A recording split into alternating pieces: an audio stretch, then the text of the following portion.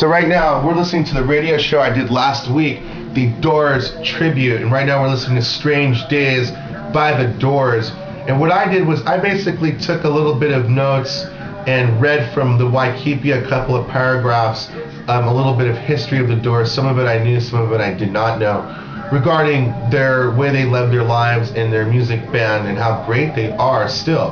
And the fact they're selling so many copies. So every week I'm going to pick one band and I'm going to just play all the songs. Maybe I'll do The Doors 2 weeks in this month. And what I've been doing is making my CDs to the networks. Like this one goes KFI 640, but I haven't sent it yet because I just haven't sent it yet. This is a sports demo. I also have a demo for music radio. I have submitted to 570 and ABC so many times. 570 just once, and that was recently.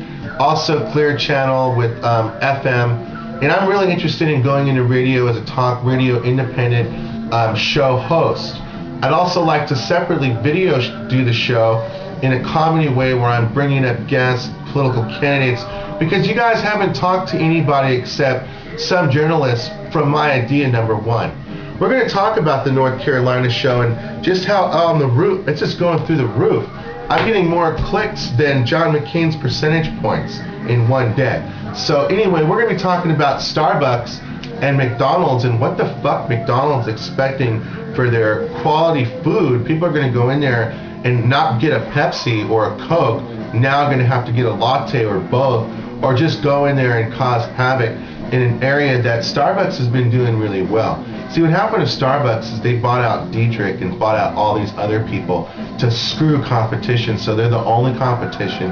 Now they can't afford some of those stores that weren't making money in the first place that they wanted to take over. But the one good thing about Starbucks, and I shop at Starbucks for coffee, is selection. I love the selection of Starbucks. And we're going to talk about Starbucks and McDonald's on a different take, but I totally find it, what McDonald's is doing to Starbucks is what Starbucks did to other businesses. And now what we're seeing is really the big businesses now at a competing war in our retail sales all around, starting with, in certain months, cutting hours of employees because it's a slow month after Christmas for retail. Now, some companies don't do that because of food, and food is a little different industry. We're going to talk about the budget crunch in our next take. And UCLA film students